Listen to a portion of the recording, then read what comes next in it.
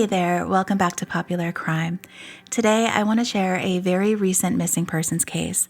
Now there is still a lot of information that is unknown in this case, but I wanted to get what we do know about it out so we can help find this young woman. On July 2nd of this year, 22-year-old Gabby Petito set out on a cross-country road trip with her 23-year-old fiance, Brian Laundrie. Now Gabby is originally from Blue Point, New York, which is out on Long Island. About 2 years ago, the couple moved down to Northport, Florida. They traveled back up to New York for Gabby's brother's graduation on June 17th. They stayed in the area for a little while visiting with friends and family, and then on July 2nd, they set out for their cross-country adventure in their 2012 Ford Transit van heading towards Oregon. The couple has documented their journey on their Instagram accounts, as well as their YouTube channel, Nomadic Static. Let's take a look at their channel. Now, they only have one video, but the description of it reads, "Van life, beginning our van life journey. A glimpse into our van adventures. After our first cross-country trip in a little Nissan Sentra, we both decided we wanted to downsize our lives and travel full-time, but trying to fit everything for two people into the tiny little trunk of the car, also spending way too much on gas, food, and Airbnb, was not the road to take. We eventually realized we had to come up with a solution if we wanted to continue traveling and living nomadically.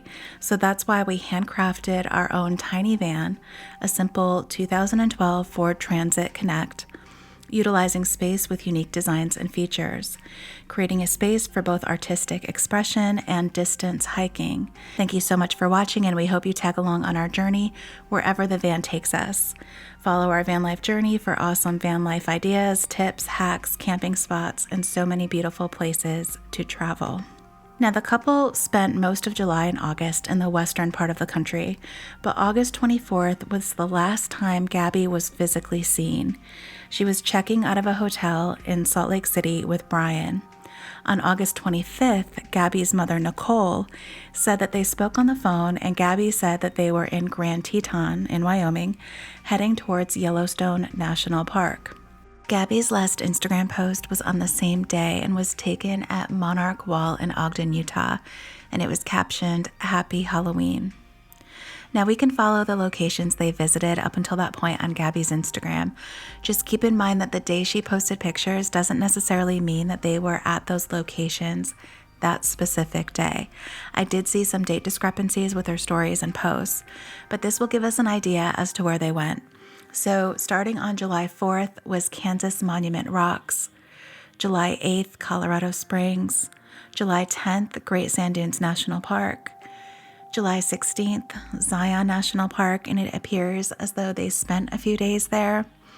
July 21st, Bryce Canyon, July 26th, Mystic Hot Springs, and then July 30th and 31st was Canyonlands National Park. Now the next post isn't until August 12th when they were at Arches National Park, and they could have spent a couple of weeks in this area, or it could just be her posting at a later date.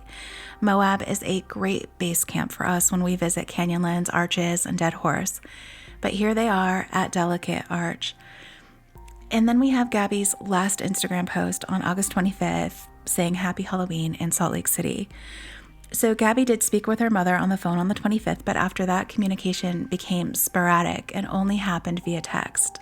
Nicole says that the last text messages that she received from her daughter's phone was on August 27th and 30th, but she's unsure if it was really from Gabby.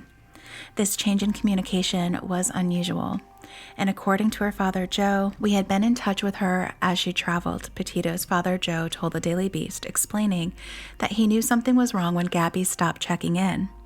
"I'd speak to her once a week or so. Her mom spoke to her 2 to 3 times a week. My son would talk to her often on Snapchat, FaceTime. My niece would be in constant contact with her." So after the 30th, Gabby stopped responding, but her mom thought perhaps they were in an area without reception. But as time went on, she knew something was off. So her mom and her dad contacted law enforcement in both New York and Florida. On Saturday, September 11th, a detective at the Suffolk County Police Department agreed to file a missing persons case. The FBI is now also involved in this case, and according to Gabby's family, both Suffolk Police and the FBI have been very helpful. Now, I haven't seen anything in news reports about whether or not her cell phone was found, or if it shut off, and if it did, what date that was. There also hasn't been any mention of whether or not there's been any kind of bank activity on her accounts. Now, what is bizarre about this whole thing is that her fiance Brian seems to have just returned to their home in Northport, Florida, without Gabby. According to the Daily Mail, he was driving the couple's 2012 Ford Transit van, which police confirmed recovering, but it is not clear when he arrived, what he did when he got there, or who he told, if anyone, about Petito's disappearance. She was only reported missing by her mother Saturday night. Laundrie has also reportedly hired an attorney and refused to cooperate with investigators or speak publicly about what happened, according to Petito's family. So we don't know if Brian notified anyone, but obviously Gabby's family were completely unaware of her being missing if he did. We also know that Jackson Police Department in Wyoming said that an attempt to locate call was recently filed for Gabby, but we are unclear as to what date that was. Now, Gabby Petito is described as a white female, approximately 5 feet, 5 inches tall, and 110 pounds. She has blonde hair and blue eyes and several tattoos, including one on her finger, one on her right forearm that reads "Let It Be," and a triangle with flowers on her left arm. She also has a navel piercing. I'm going to play a few snippets from their YouTube channel just so you can get an idea of Gabby's mannerisms and her voice. I've linked their channel below if you want to watch the full video.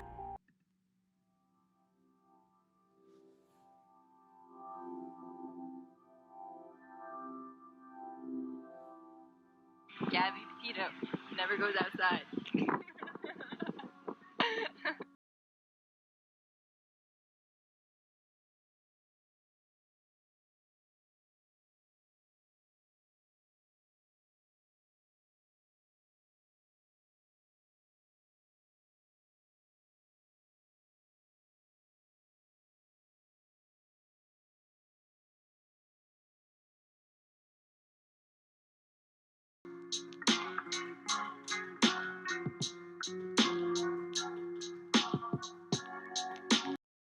Now, the Grand Teton and Yellowstone area is very rugged and absolutely beautiful. It's one of my favorite places to visit. So far, there hasn't been any mention of foul play. The focus right now is on finding Gabby because she's not with anyone that we know of, and she is without a vehicle.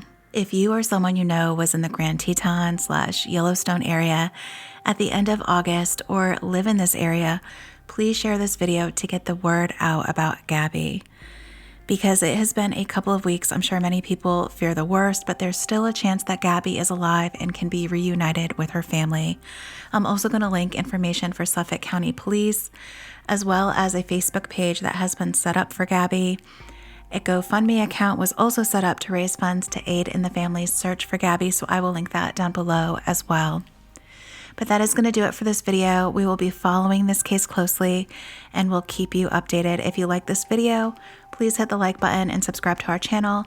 Don't forget to hit that notification bell so you don't miss any of our uploads. And as always, stay safe, keep investigating, and we'll see you soon.